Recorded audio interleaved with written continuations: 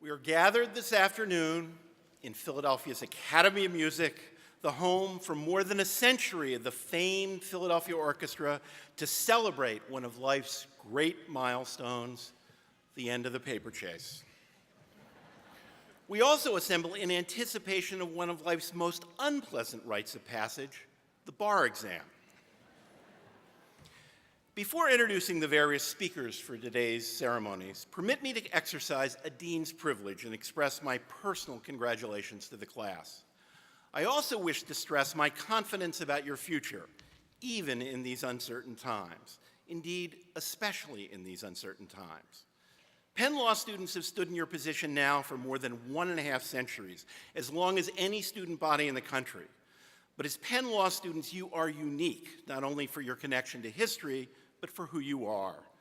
A year or two ago, the law school was the subject of an outside review by the American Bar Association. The chair of the committee reported that he had never undertaken a more successful review, but remarked especially on one aspect of the school that stood out: you, the student body. Never before had he seen a student body that was more collegial, more engaged, more energetic. He identified several reasons. The faculty's extraordinary interdisciplinary focus was one, but just as important was the culture, the community that existed among the students, faculty, and staff. It created a professional bond and intellectual energy which was unique, those were his words, in legal education. In light of this connection, we both agreed on one thing: you are the embodiment of Penn Law School now and as you proceed in your careers. We're very proud of you. Of course, you're entering an economic and legal market of unprecedented uncertainty, even for individuals in town that is accomplished at you. I'm sure many of you know the ancient Chinese curse, "May you live in interesting times." Fewer of you perhaps know its complementary Chinese proverb, "In crisis is cleverness born." In fact, the Chinese symbol for crisis is made up of two ideographs. One means danger, the other opportunity. So think of your graduation this way: may you live in opportunistic times. And this is a time of great possibility, especially for you. President Lyndon Johnson captured the special significance of the legal profession many years ago. He observed, "Law is the greatest civilizing machinery. It liberates the desire to build and subdues the desire to destroy. If war can tear us apart, law can unite us out of fear, out of love, but most importantly of all, out of reason. Law," he went on to say, "is thus the greatest human invention. All the rest give man mastery over his world. Law gives man mastery over himself." In light of all that has been happening in our society and economy recently, there is probably no better moment to have received a legal education.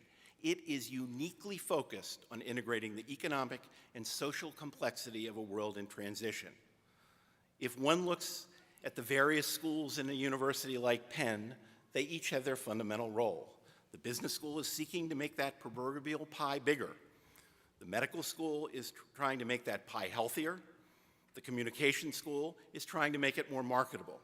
And the social work school is trying to divide the pie into very even pieces. A great legal education, however, teaches you how to think through the value of all of those interrelated decisions, as well as whether you really want to be making a cake instead of a pie. In other words, a great legal education teaches you how to think. And let me add, there is no more talented group in the country to be meeting those challenges than you.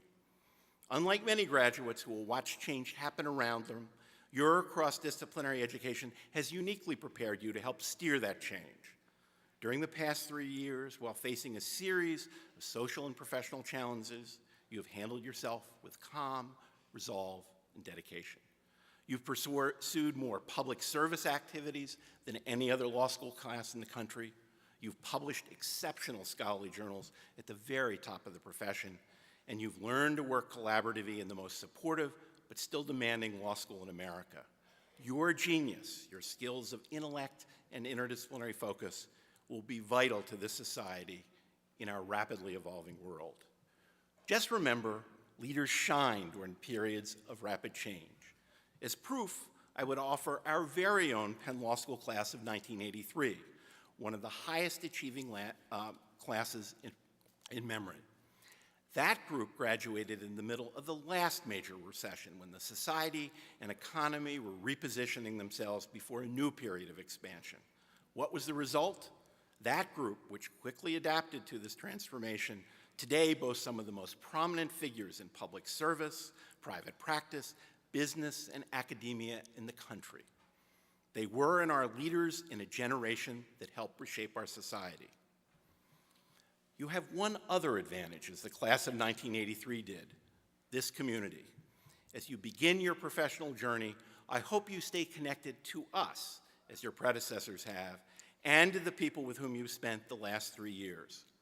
In her book titled Families, author Jane Howards writes, "Call it a clan, call it a network, call it a tribe, call it a family.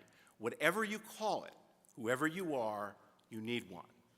Lucky for you and lucky for us and lucky for the generations of lawyers who preceded you, Penn Law is a clan, a network, a tribe. We are a family.